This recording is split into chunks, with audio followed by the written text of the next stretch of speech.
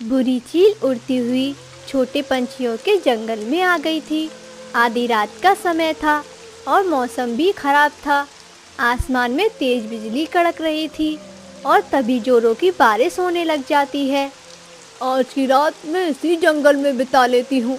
बारिश में ठंड लग रही है और मेरे पेट में भी दर्द हो रहा है। लगता है अंडा देने का समय आ चुका है। मुझे जल्दी से किसी सुरक्षित जगह पर जाना होगा। चील धीरे धीरे उड़ती है और तोते के घर का दरवाजा खटखटाती है।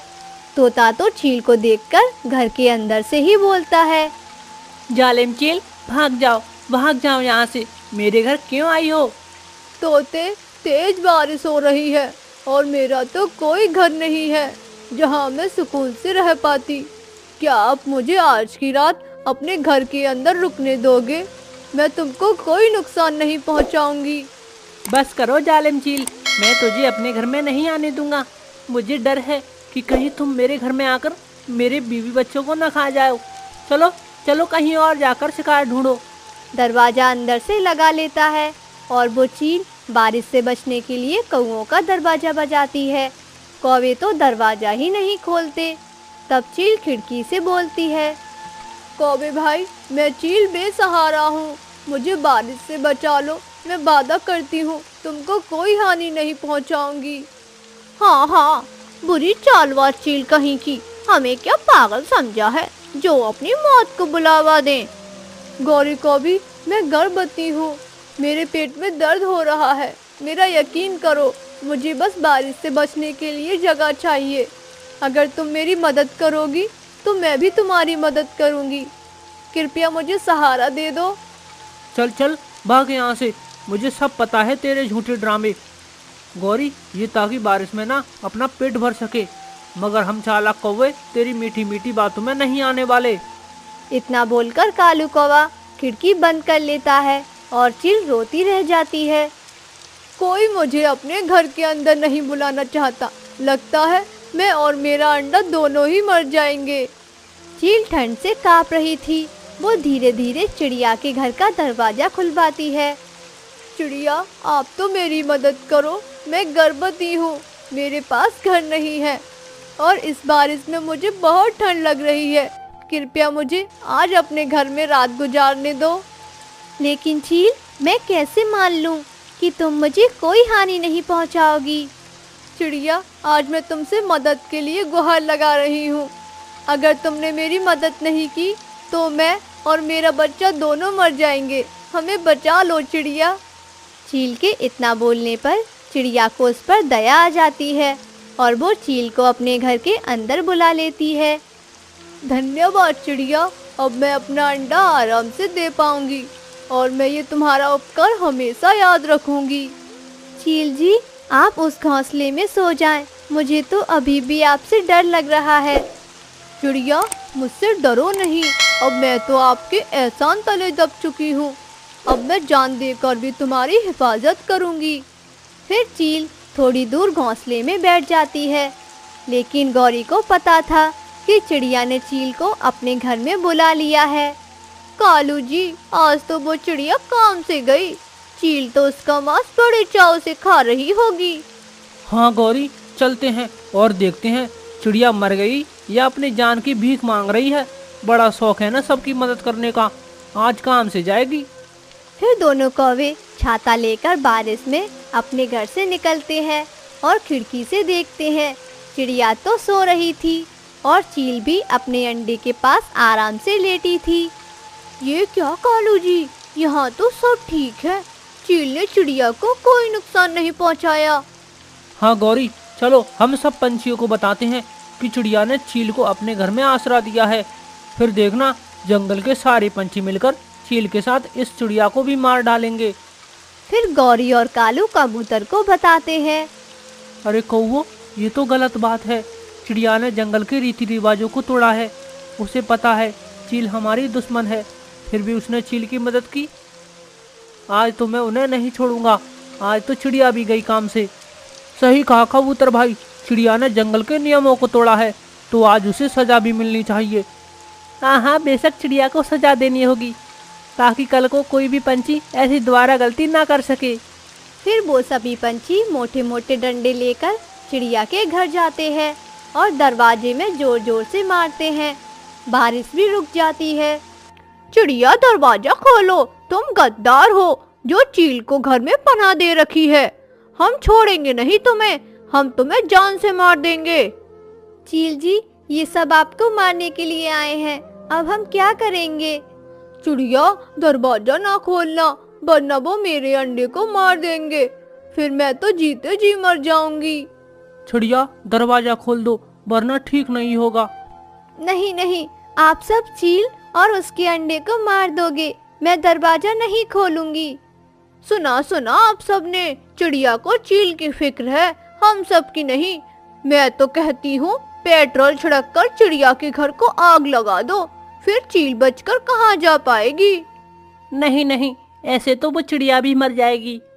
हाँ हाँ, मर जाने दो, तभी तो सबकी आंखें खुलेंगी कि कैसे दुश्मन को पनाह दी जाती है। फिर कौवे की बात को सभी मान जाते हैं और चिड़िया के घर को आग लगाकर अपने अपने घरों को चले जाते हैं।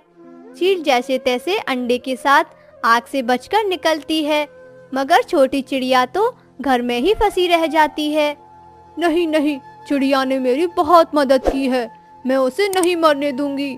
फिर चील अपने अंडे को सुरक्षित जगह पर रखती है और आग में घुस जाती है।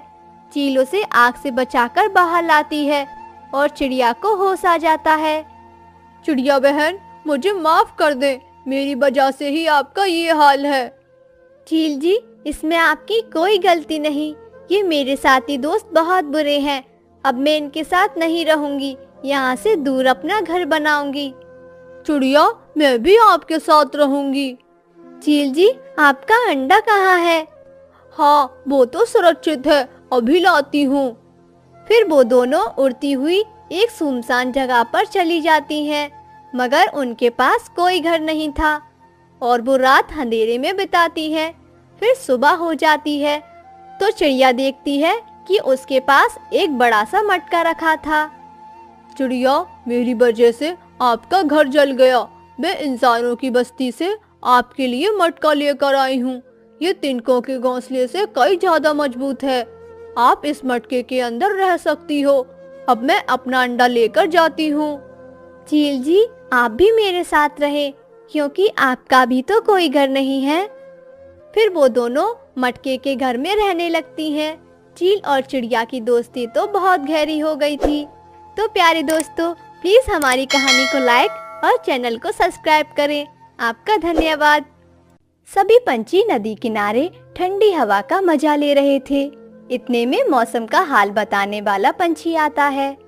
सुनो सुनो रामपुर के पंछियों सुनो, अगला पूरा हफ्ता आपके जंगल में बारिश होगी। मौसम बताने वाला पंछी मौसम का हाल बताकर चला जाता है। हमने तो मजबूत घर भी नहीं बनाए, ना जाने कैसी होंगी ये बारिशें। हमारे छोटे छोटे तो बच्चे बीमार पड़ जाएंगे। बबली बहन, तुम ठीक कह रही हो, हमें कुछ करना ही होगा। दोस्तों, हमें आज ही सूखी लकड़ियाँ तलाश करने जाना चाहिए। कालू कौवे को साथ ले जाते हैं, उसके होटल की लकड़ियाँ बहुत मजबूत हैं, वो लकड़ियों के बारे में बहुत जानकारी रखता है। कालू कौवे का उसी जंगल में एक बहुत बड़ा होटल था। कालू कौवे का होटल बहुत ही मजबूत लकड़ियों से बना हुआ था। सभी पंछी कालू कौवे के पास पहुंच जाते हैं। कौवे भैया, हम सब आपको लेने आए हैं। मौसम की जानकारी देने वाला पंछी बताकर गया है कि अगला पूरा हफ्ता हमारे जंगल में बहुत बारिश होगी। प्लीज आप हमारे साथ आइए और हमें बताइए कि मजबूत लकड़ियाँ कहाँ मिलेंगी। हाँ हाँ चलो, मैं जाता हूँ तुम्हारे साथ। फिर कालू कौवा उन सब पंछियों के साथ लकड़ी की खोज में जाता है। अभी वो आधे रास्ते में ही पहुँचे थे कि तेज हवा चलना शुरू हो जाती है। इस तेज हवा में तो मैं अपने पैरों पर काबू नहीं पा रहा हूँ, हमें वापस चलना चाहिए, वरना कोई नुकसान भी हो सकता है। हाँ, हमें वापस चले जाना चाहिए, बच्चे भी घर में अकेले हैं, वो डर रहे होंगे। फिर सभी पंछी वापस जाने का फैसला करते हैं। चिड़िया जब अपने घर आती है तो देखती है कि पिंकी का रो रो कर बहुत बुरा हाल था और उनका घर भी टूट चुका था। मम्मा, मम्मा देखो, हमारा घर टूट गया है, अब हम ऐसी तेज बारिश में कहाँ जाएंगे। मेरी बेटी चुप हो जाओ, चुप हो जाओ, मम्मा आ गई है ना, सब ठीक हो जाएगा। फिर टोनी चिड़िया अपनी बेटी को लेकर कालू कौवे के होटल पर जाती है। कालू भाई, कालू भाई। कालू कौवा तो अपनी होटल के कमरे में घोड़े बेचकर सो रहा था। कालू भाई, कालू भाई, दरवाजा खोलो। फिर कालू कौवा झट से उठता है और दरवाजा खोलता है। अरे टूनी, तुम जल्दी से अंदर आ जाओ। टूनी चिड़िया होटल के अंदर चली जाती है। टूनी, सब ठीक तो है ना? इतनी तेज हवा में तुम यहाँ? कालू भैया, इस तूफान ने मेरा घर तोड़ दिया है, इसीलिए मैं आपके होटल का एक कमरा लेने आई हूँ। अरे टूनी, सारे कमरे ही खाली पड़े हैं, जो अच्छा लगे ले लो। क्यों, ऐसा क्यों है? आपके होटल के सारे कमरे खाली क्यों पड़े हैं? ये तो मुझे भी नहीं पता, क्या वजह है। तभी टोनी चिड़िया होटल के कमरों के किराए की रेट लिस्ट देखती है। कालू भाई, आपके होटल के रेट तो बहुत ज्यादा है, इसे कम करो। अगर आप ऐसा करोगे तो जब तक पंछियों के घर नहीं बन जाते, वो आपके होटल में ही रहेंगे और आपको बहुत मुनाफा भी होगा। हाँ चिड़िया, बात तो बिल्कुल ठीक कह रही हो, मैं ऐसा ही करता हूँ। फिर कालू कौवा रेट लिस्ट बदल देता है और कमरों का किराया बहुत कम कर देता है। इस तरह सभी पंछी कम रेट देखकर कालू कौवे के होटल में रहने के लिए आ जाते हैं। रात होने के साथ ही बारिश भी रुक जाती है। उसी रात दूसरे जंगल से दो उल्लू चोर उस जंगल में आ जाते हैं। दोस्त, ये क्या, सारे घर तो खाली हैं, हमारा काम तो और आसान हो गया। समेट लो, सब कुछ समेट लो, कुछ मत छोड़ना। वो उल्लू चोर सभी पंछियों के घरों से कीमती चीजें चुराकर भाग जाते हैं। फिर अगले दिन जब बारिश रुकती है तो सभी पंछी अपने घरों को देखने के लिए आते हैं। ये क्या हो गया? हम तो लुट गए, बर्बाद हो गए, हमारा सब कुछ चोर चोरी करके ले गया। सभी पंछी मिलकर राजा चील के पास जाते हैं। जाओ जाओ सिपाहियों, जंगल का चप्पा चप्पा छान मारो। और दूसरी तरफ जब चोर उल्लू चोरी करके अपने घर जाते हैं तो उनके घर तो टूट चुके थे। बड़े भाई, हमें जल्द से जल्द किसी सुरक्षित जगह पर जाना होगा, वरना राजा चील हमें छोड़ेगा नहीं। मैं एक होटल जानता हूँ, हमेशा खाली ही रहता है, क्यों ना हम वहाँ चलें। फिर वो दोनों उल्लू चोर कालू कौवे के होटल में जाते हैं। कालू कौवा दरवाजा खोलता है। चुपचाप अंदर आने दो, वरना हम तुम्हें जान से मार देंगे। हम यहाँ सिर्फ एक रात रुकने आए हैं और सुबह होते ही चले जाएंगे। कालू कौवा उन्हें पहचान लेता है कि वो तो उल्लू चोर हैं। हाँ हाँ उल्लू जी, आप जब तक चाहें मेरे होटल में रह सकते हो। चोर उल्लू जैसे ही कमरे में जाते हैं तो कालू कौवा बाहर से दरवाजे की कुंडी लगा देता है और चील राजा और बाकी सभी पंछियों को बुलाकर लाता है। चील राजा कालू कौवे से बहुत खुश होते हैं। शाबाश कौवे, तुमने बहुत बड़ा काम किया है, इसके लिए तुम्हें बहुत बड़ा इनाम मिलेगा। पंछी अपने सामान को पहचान लेते हैं और अपना अपना सामान वापस ले लेते हैं। चील राजा दोनों चोर उल्लुओं को जेल में डाल देते हैं और कालू कौवे को इनाम देते हैं। गौरी कौवी और कालू कौवे ने जंगल में आलू के पराठे का छोटा सा ढाबा लगाया था। वैसे तो हर मौसम में उसके आलू के पराठे बेचकर अच्छी कमाई होती, मगर अब बरसात का मौसम आने वाला था और पहली ही बारिश में गौरी कौवी की दुकान ग्राहकों से खचाखच भर जाती है।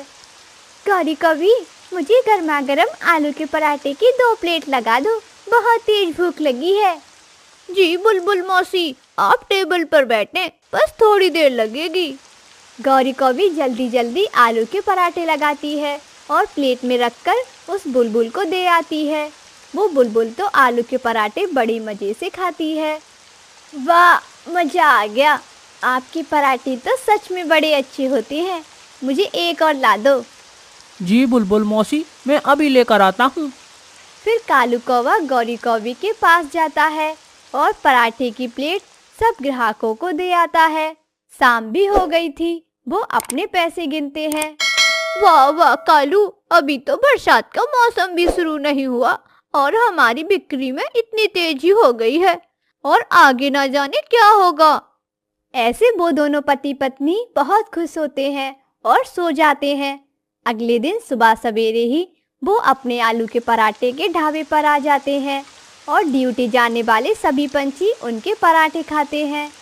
कालू, गौरी, घर में नाश्ता नहीं बना, मुझे जल्दी से खाने के लिए आलू के पराठे दे दो। हाँ लो लो कबूतर, आलू के गर्मा गर्म पराठे तैयार हैं, वहाँ टेबल पर बैठकर खा लो। फिर कबूतर जल्दी जल्दी पराठे खाता है। गौरी देखती है कि उसके आलू अब खत्म होने वाले हैं। वो कालू से कहती है, कालू जल्दी जाकर आलू ले आओ, अब थोड़ा सा ही आलू बचा है। अरे आज इतनी जल्दी आलू कैसे खत्म हो गया, और दिन तो पूरा पड़ जाता था। कालू मैं सुबह से 50 पराठे बना चुकी हूँ, अब खत्म नहीं होगा। गौरी, ग्राहक तो सब खा लेते हैं, आलू तो बस नाम का डालो। ये देखो, मैं पहले ही आलू बहुत कम डाल रही हूँ, अब जाकर जल्दी से 5 किलो आलू ले आओ। कालू थैला उठाता है और पैसे लेकर आलू खरीदने चला जाता है। जंगल के बाहर एक चील की सब्जियों की दुकान थी। चील, जल्दी से 5 किलो आलू दे दो, और सबसे सस्ते वाला आलू देना। काली कौवे, ये 100 रुपए वाला आलू है, ये लो, ये ले जाओ। 100 रुपए वाला आलू? अरे इससे सस्ता और नहीं है क्या? कौवे शर्म करो शर्म, पंछियों को खराब आलू खिलाकर मारने का इरादा है क्या? इससे सस्ता आलू तुम्हें कहीं नहीं मिलेगा, मेरे पास तो नहीं है। ठीक है, तो नहीं चाहिए तेरे आलू, बाजार में इससे भी सस्ते आलू मिलते हैं, मैं वहीं से खरीद लूँगा। ऐसे बोलकर कालू कौवा वहाँ से चला जाता है। वो कई दुकानों पर जाता है, मगर सस्ता आलू उसे कहीं नहीं मिलता। तभी तेज बारिश शुरू होने लगती है। टोनी चिड़िया छाता लेकर अपने घर से निकलती है। तभी मिट्टू तोता उसे आवाज़ देकर बुलाता है, टूनी चिड़िया, यहाँ आओ, मेरे पास आओ। क्या काम है मिट्टू तोते? जल्दी बताओ, मुझे जाना भी है। चिड़िया, चिड़िया, आप कहाँ जा रही हो? मेरी माँ आई है, गौरी कौवी के ढाबे से आलू के पराठे लेने जा रही हूँ। अब तुम बोलो, तुम्हें क्या काम है? ऐसे बारिश के मौसम में गर्मा गर्म आलू के पराठे मुझे भी खाने हैं, मैं भी आपके साथ चलता हूँ। ठीक है, तो चलो, हम दोनों गौरी के आलू के पराठे लेकर आते हैं। फिर चिड़िया और मिट्टू तोता गौरी कौवी की दुकान पर चले जाते हैं। गौरी तो गुस्से में बैठी हुई थी। ना जाने ये कालू कौवा कहाँ मर गया है, कितनी देर हो गई, अभी तक आलू लेकर नहीं लौटा। अब ग्राहकों को मैं क्या कहूँ? गौरी कौवी, हम दोनों के लिए आलू के पराठे बना दो, हमें घर ले जाने हैं। चिड़िया, मिट्टू, बस 10 मिनट लगेंगे, तुम इंतज़ार कर लो। हाँ हाँ ठीक है, हम इंतज़ार कर लेंगे। ऐसे ही गौरी कौवी सबसे कहती है। इंतज़ार करते करते काफ़ी देर हो गई थी, मगर कालू कौवा अब तक नहीं लौटा था। गौरी को तो बहुत गुस्सा आ रहा था। गौरी बहन, मेरी माँ घर में अकेली बैठी है और कितना समय लगेगा? चिड़िया, बस थोड़ी देर और, कालू कौवा आलू लेने गया है। कुछ पंछी तो चले जाते हैं, अब बारिश भी रुक जाती है। टूनी चिड़िया, चलो यहाँ से, बारिश भी चली गई, मैं घर में बनाकर कुछ खा लूँगा। लेकिन मिट्टू तोते, मेरी माँ ने तो स्पेशल गौरी के आलू के पराठे मंगाए हैं। चिड़िया ने इतना बोला ही था कि तभी कालू कौवा आलू लेकर आ जाता है और गौरी कौवी फटाफट से आलू के पराठे सेकती है। लो चिड़िया, आपके पराठे तैयार हैं, और तोते, तुम्हारे 2 पराठे तैयार हैं। चलो, शुक्र है, कम से कम आज आलू के पराठे तो मिलेंगे। अब चलते हैं, लो मेरे ये 50 रुपए। ऐसे वो दोनों वहाँ से अपने अपने घर चले जाते हैं। टोनी चिड़िया की माँ पराठे खाती है, उसको तो पराठे में बिल्कुल भी स्वाद नहीं आता। टूनी बेटी, क्या ये वही पराठे हैं जो जंगल में मशहूर हैं? मुझे तो कुछ भी स्वाद नहीं लगा इसमें, अजीब सी बदबू भी आ रही है। माँ, ऐसे ना कहो, पूरे जंगल के पंछी गौरी कौवी के पराठे खाने दूर दूर से आते हैं। आपको अच्छे नहीं लगे तो मैं खिचड़ी बना देती हूँ। ऐसे रात हो जाती है। गौरी कौवी हर दिन की तरह अपनी कमाई गिनती है। 500, 600 और पूरे 1000। कालू जी, आज तो 1000 की बचत हुई है। गौरी, अभी तो ये भी मिलाओ, 500 रुपए। मैंने आलू में से बचाए हैं। हाँ कालू, अब बताओ आलू लाने में इतनी देर क्यों लगा दी? पता है आज कई ग्राहक तो लौट भी गए थे। आज मैंने चील से आलू नहीं खरीदे, वो महंगा देने लगी है। मैं बहुत दूर जाकर ये सस्ता वाला आलू लाया। 30 रुपए किलो वाला आलू है ये। क्या सच में कालू, इतना सस्ता आलू मिल भी जाता है? ऐसे तो हम बहुत जल्दी अमीर बन जाएंगे और 2-4 आलू के पराठे के ढाबे और खोल लेंगे। फिर तो बहुत मजा आएगा, 2-4 नौकर भी रख लेंगे। हाँ हाँ, मैं तो सबसे पहले एक गाड़ी खरीदूंगा। सिर्फ मालिक की तरह हम गाड़ी में बैठकर जाया करेंगे अपने ढाबे पर। बढ़िया है ना? ऐसे दोनों पति पत्नी बहुत खुश होते हैं और उस सस्ते आलू के पराठे बेचकर ग्राहकों को खिलाते हैं। एक दिन कबूतर कहता है, गौरी, अब के पराठों में वो स्वाद नहीं आता जो पहले के पराठों में आता था। अच्छा जी, सब तो वैसा ही है। बल्कि ये कहो, आलू अब मैं ज्यादा भरती हूँ, पहले से तो बेहतर है। नहीं नहीं, इसमें आलू तो और भी गंदा लगता है, जी खराब हो जाता है खाकर। चलो चलो, उठो उठो और भागो यहाँ से। कब से पराठों में नकल निकाले जा रहे हो? और गौरी, तू इसकी गंदी आवाज सुने जा रही है। चल चल भाग यहाँ से। बदतमीज कालू, अब मैं यहाँ कभी लौट कर नहीं आऊंगा। कैसे गंदे पराठे बेचते हैं, ऊपर से बोलना भी नहीं आता। कबूतर वहाँ से चला जाता है। कालू, वो मेरा डेली का ग्राहक था, तुमने कबूतर को भगा दिया। जाने दो उसे। एक के ना खाने से हमारा धंधा बंद नहीं हो जाएगा। कबूतर ये बात जंगल के सभी पंछियों से कहता है। हाँ कबूतर, मुझे भी गौरी का पराठा अच्छा नहीं लगा था, सब फेंकना पड़ा था। मैं तो तब से वहाँ गया ही नहीं। चिड़िया, आप क्यों नहीं आलू के पराठे बेचने का काम करती हो? मुझे यकीन है कुछ ही दिनों में गौरी का काम चौपट हो जाएगा और तुम बढ़िया पराठे बेचना। हम सब तुम्हारी ही दुकान पर आया करेंगे। हाँ हाँ टूनी, तुम पराठे बेचने का काम शुरू करो, हम सभी तुम्हारा साथ देंगे। टूनी चिड़िया मान जाती है और वो अपने आलू पराठे बेचने का काम शुरू कर देती है। चीकू और पिंकी की नानों ने अपने सर पर एक बड़ी सी चीज रखी हुई थी और वो बहुत मुश्किल से उड़ती हुई आ रही थी। तब वो थक जाती है और थोड़ा आराम करने के लिए एक जगह रुकती है। अरे, ये तो चीकू की नानो है। इसके पास क्या है ये बड़ी सी चीज? मैं जाकर पूछता हूँ। राजू कौवा पिंकी और चीकू की नानो के पास जाता है। माँ जी, आप पिंकी और चीकू की नानो है ना? हाँ बेटा, आपने ठीक पहचाना, चीकू और पिंकी की ही नानो हूँ मैं। माँ जी, फिर ये क्या है आपके पास?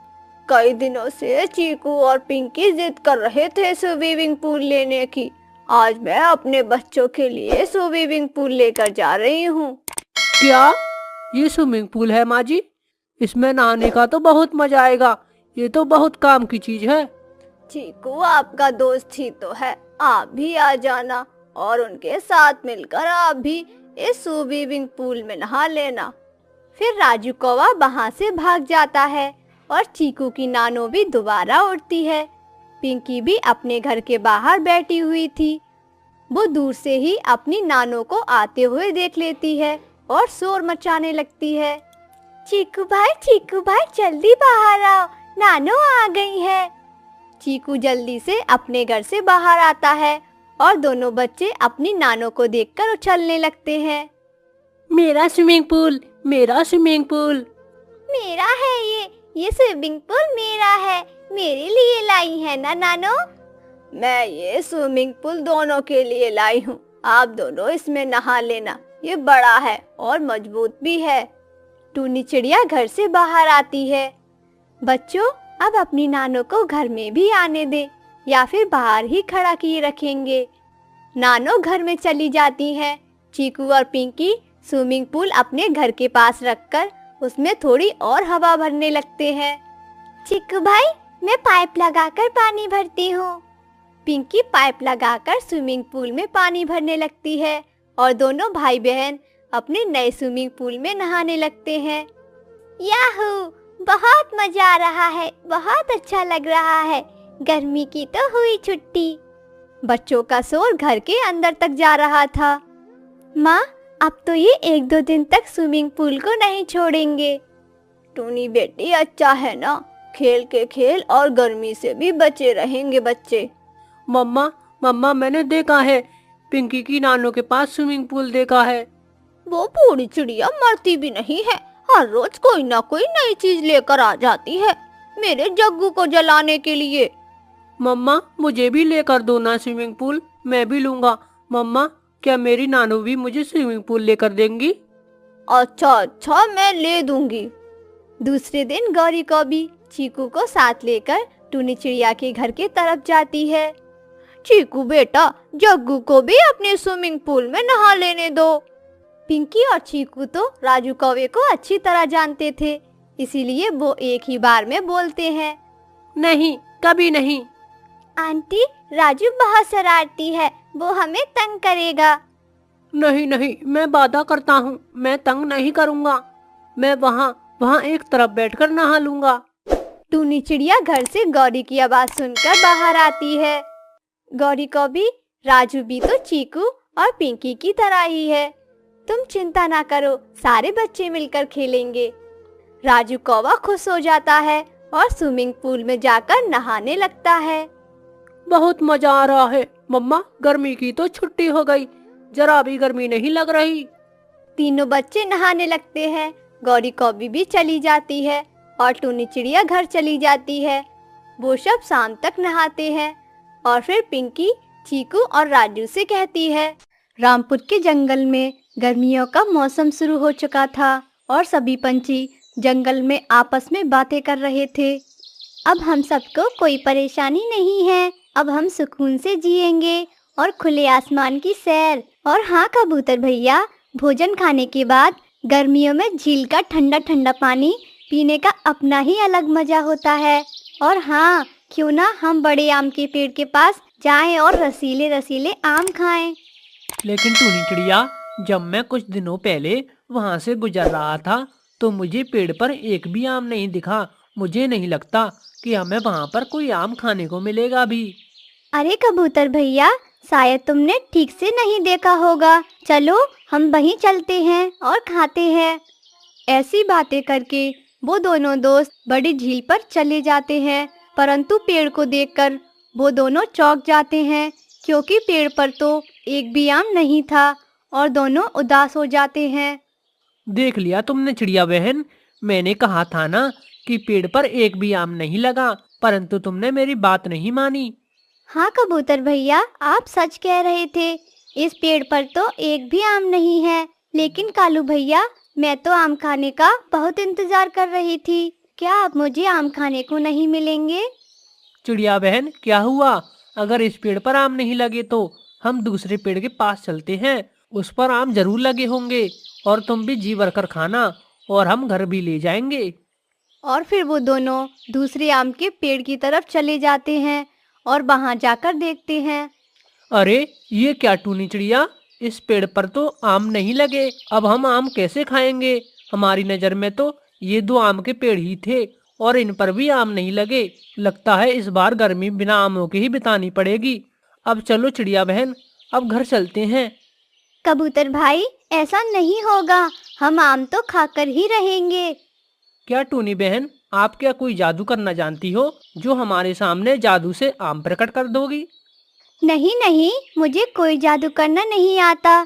कबूतर भैया, आपको याद है ना, जब हम एक बार दूर के जंगल गए थे तो हमें एक छोटा सा आम का पौधा मिला था। अब तो वो पौधा बड़ा हो गया होगा और उस पर आम भी लग गए होंगे। हाँ हाँ चिड़िया बहन, मुझे अच्छे से याद है। भला मैं उस छोटे से पौधे को कैसे भूल सकता हूँ? आपने उसकी बहुत देख रेख करी थी। जब भी वहाँ से गुजरती थी तो उस नन्हे पौधे पर जरूर पानी दिया करती थी। मुझे सब याद है। तो बस कबूतर भैया, कल हम उसी पेड़ के पास जाएंगे और खूब सारी मीठी मीठी आम खाएंगे। और फिर वो दोनों दोस्त अपने अपने घरों को वापस लौट जाते हैं। और तभी कालू कौवे की पत्नी गौरी कौवी कालू से कहती है, कालू जी, पूरे जंगल में बस 2 ही आम के पेड़ हैं और उन पर भी इस बार आम नहीं लगे। हाँ वो तो है, लेकिन गौरी जी, आप कहना क्या चाहती हो? आम तो हम इस पेड़ पर से ही खा लेंगे, फिर आपको कैसी चिंता? कालू जी, मैं बस इतना चाहती हूँ कि हम दोनों के सिवा कोई और पंछी इस पेड़ के आम ना खा सके। अरे गौरी जी, ये नहीं हो सकता। जैसे ही जंगल के पंछियों को इस पेड़ पर आम दिखेंगे तो वो इसी पर उड़कर आएंगे, और उनको कौन रोक सकता है। सब रुकेंगे कालू जी, बस आप देखते जाओ। ऐसे कहकर गौरी कौवी कालू कौवे को उसी आम के पेड़ के पास ले जाती है जिस पर बहुत सारे आम लगे थे, और उस पेड़ से कहती है, ये सुन बे आम के पेड़, आज से तू हमारी हर बात मानेगा और हमारे सिवा किसी को भी अपने आम नहीं खाने देगा, और खासकर उस टूनी चिड़िया और उसके दोस्तों को। नहीं नहीं कौओ, मैं तुम दोनों की बात नहीं मानूंगा। मैं एक सच्चा और अच्छा आम का पेड़ हूँ, और पंछियों को अपने आम देकर मुझे बहुत खुशी मिलती है। तेरी खुशी तो मैं अभी निकालती हूँ। जब यहाँ रहेगा ही नहीं तो फल किसे देगा तू। और कालू जी, अभी इस पेड़ को जड़ से काट फेंको, फिर पता चलेगा इसे। गौरी, आप यहीं पर रुको, मैं अभी घर से कुल्हाड़ी लेकर आता हूँ और एक बार में ही इसे जड़ से काट फेंकता हूँ। उन दोनों की ऐसी बातें सुनकर बेचारा आम का पेड़ डर जाता है और कहता है, नहीं नहीं कौओ, मुझे मत काटना। तुम जैसा कहोगे मैं वैसा ही करूँगा। किसी और पंछी को अपने आम नहीं खाने दूंगा। बस आप मुझे मत काटना। और फिर कालू और गौरी कौवी वहां से अपने घोंसले में आ जाते हैं, और अगली सुबह टूनी चिड़िया और कबूतर उसी पेड़ पर आम खाने के लिए जाते हैं। अरे वाह, देखो कबूतर भाई, इस पेड़ पर तो ढेर सारे आम लगे हुए हैं। चलो कबूतर भाई, आम खाते हैं। हाँ टूनी बहन, आम तो ढेर सारे लगे हैं। अब मैं जी भरकर आम खाऊंगा। फिर टूनी चिड़िया आम तोड़ती है कि तभी पेड़ को कालू और गौरी कौवी की बातें याद आ जाती हैं, और वो जोर जोर से हिलकर उन दोनों को जमीन पर गिरा देता है।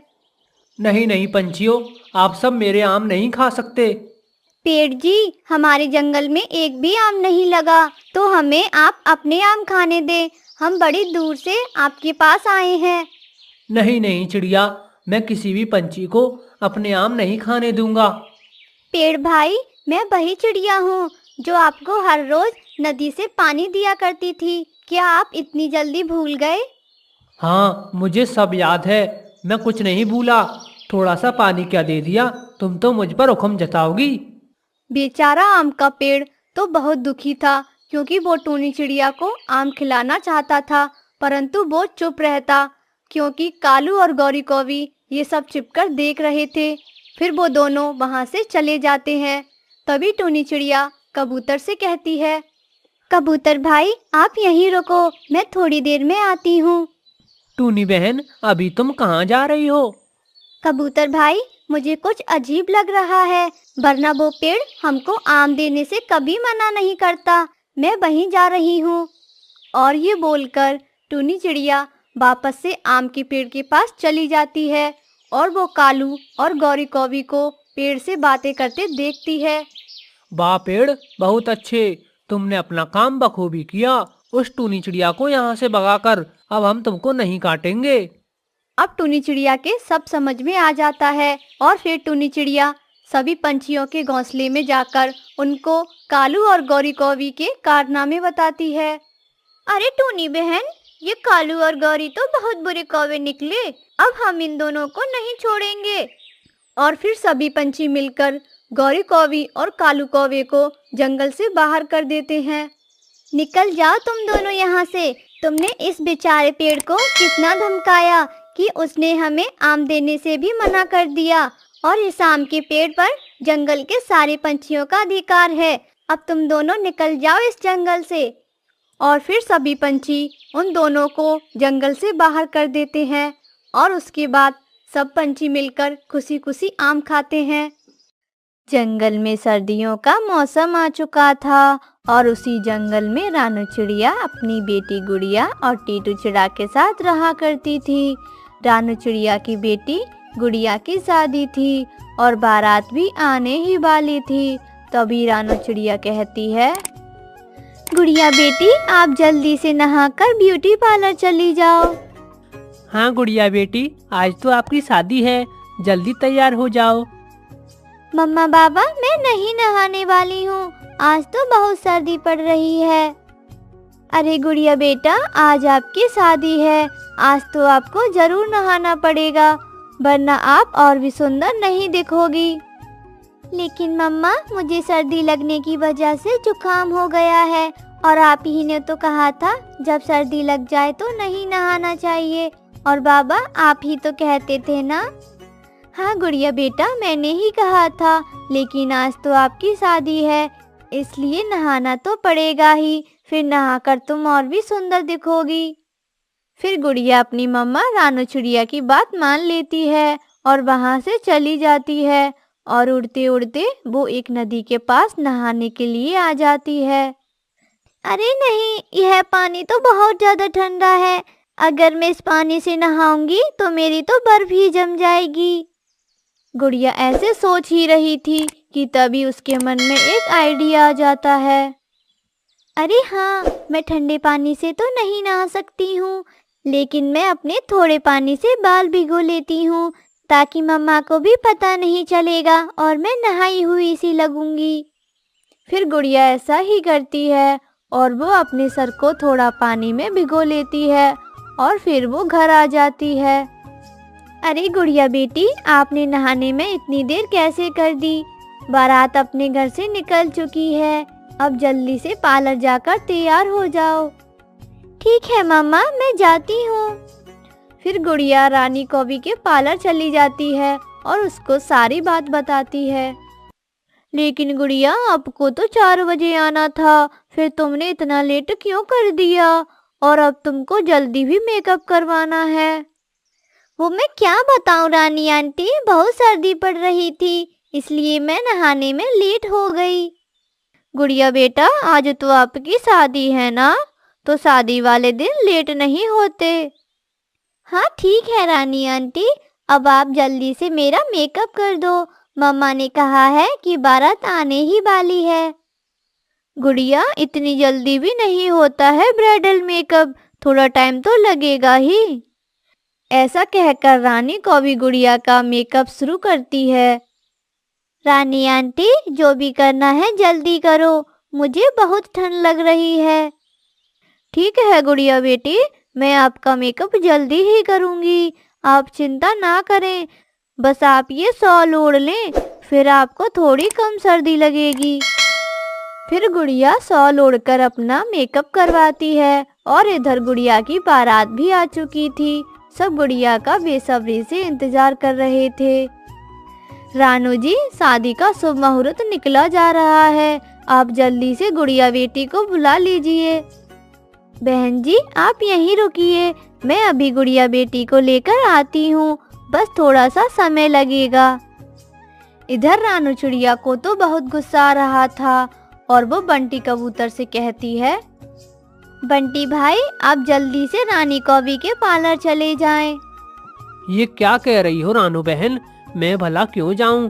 मुझे थोड़ी ना अपना मेकअप करवाना है। अरे बंटी भैया, आप पार्लर गुड़िया को लेने जाएं, ना कि अपना मेकअप करवाने, क्योंकि वो अभी तक आई नहीं है, इसलिए। अच्छा ठीक है रानू बहन, आप यहीं रुकें, मैं अभी आता हूँ। फिर बंटी कबूतर रानी कौवी के पार्लर चला जाता है। ये क्या है रानी आंटी, आपने ये कैसा मेकअप किया है? मुझे तो ये बिल्कुल भी अच्छा नहीं लग रहा, इससे अच्छा मेकअप तो मैं कहीं और से करवा लेती।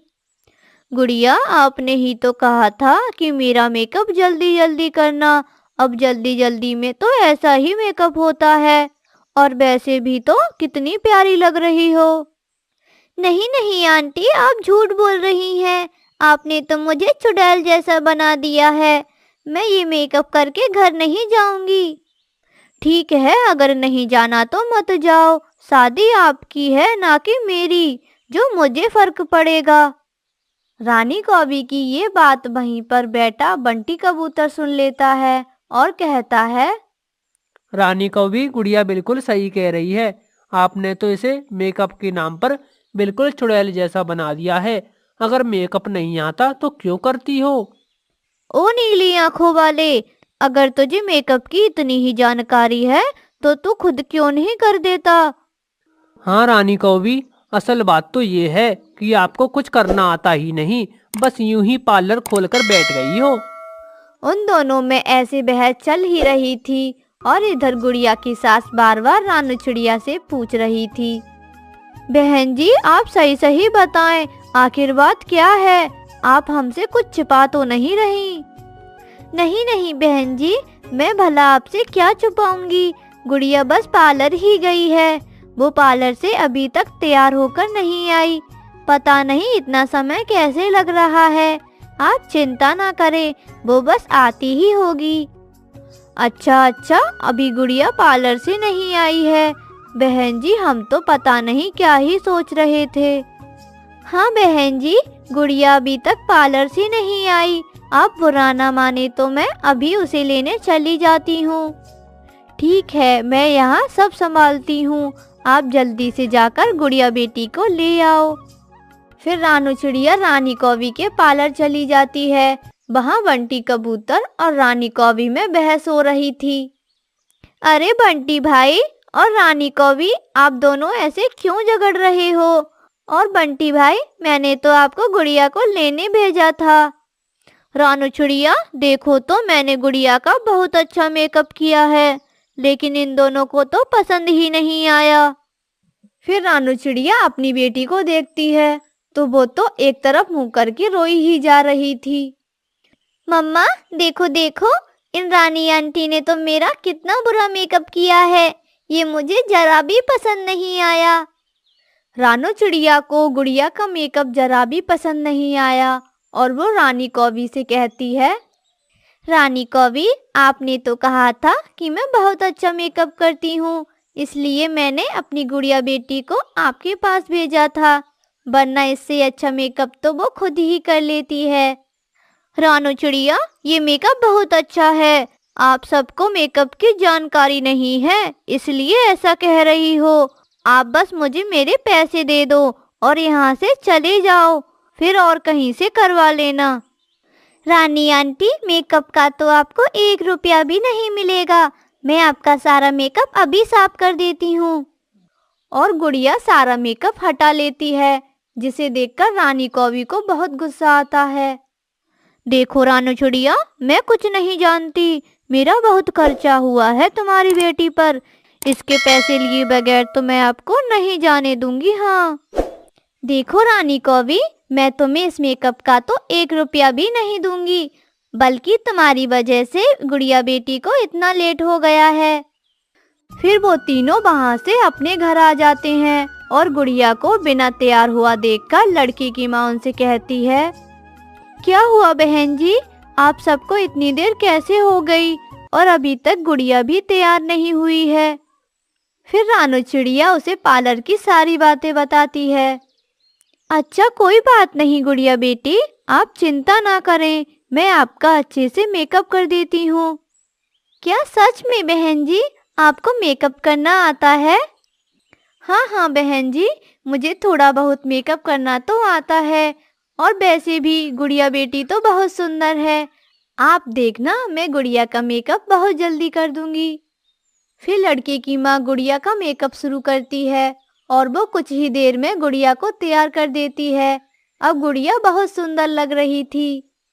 अरे वाह आंटी जी, आपने तो बिल्कुल मेरे मनपसंद का मेकअप कर दिया। मैं कितनी सुंदर लग रही हूँ, आप बहुत अच्छी हैं। सच में बहन जी, आपको तो बहुत अच्छा मेकअप करना आता है। कितने अच्छे से तैयार किया है आपने गुड़िया को। अरे बहन जी, ये तो ऐसे ही। गुड़िया बेटा, अब आप जल्दी से मंडप में चली जाओ, आपका सब बेसब्री से इंतजार कर रहे हैं। फिर सभी मंडप में चले जाते हैं और फिर गुड़िया चिड़िया की शादी बड़े ही धूमधाम से हो जाती है। तो मेरे प्यारे दोस्तों, आप सबको ये कहानी कैसी लगी कमेंट कर जरूर बताएं। आपका धन्यवाद।